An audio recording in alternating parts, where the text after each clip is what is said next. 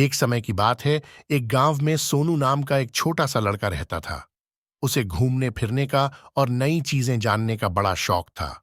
एक दिन जब वह जंगल में घूम रहा था तो उसे एक संतरे का जादुई पेड़ दिखाई देता है। वह पेड़ बाकी पेड़ों से बिल्कुल अलग दिख रहा था।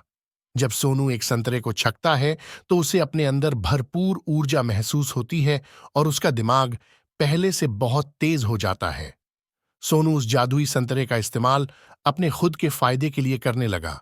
उसे हर चीज पहले ही पता चल जाता और हर कठिन से कठिन प्रश्नों को हल कर लेता था। दूर दूर से लोग उसकी इस प्रतिभा को देखने आते थे। जैसे जैसे समय बीतता गया, सोनू की शक्तियां कम होती गईं। पेड़ पर संतरों की चमक भी कम हो रही थीं और धीरे धीरे उनकी भी शक्तियां खत्म होने लगी थीं। जल्दी ही सोनू को यह एहसास होता है कि वह अपनी खुद की प्रतिभा को नजरअंदाज करते हुए जादुई संतरे की शक्ति पर बहुत ज्यादा निर्भर हो गया है। सोनू को अपनी गलतियों का एहसास होता है और वह जादुई संतरे के पेड़ के पास वापस जाता है।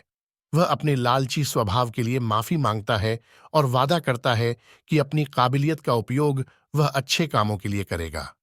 फिर अचानक से पेट डीएच के बचे हुए संतरों में वापस चमक आ जाती है।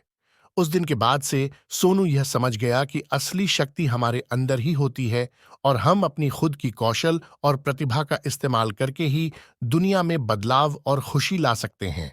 हमें सफलता प्राप्त करने के लिए किसी जादू या शक्ति के बाहरी स्रोतों पर निर्भर नहीं रहना चाहिए, बल्कि हमें अपनी क्षमताओं को बढ़ाने पर ध्यान देना चाहिए और उनका उपयोग करके दुनिया में सकारात्मक बदलाव लाना चाहिए।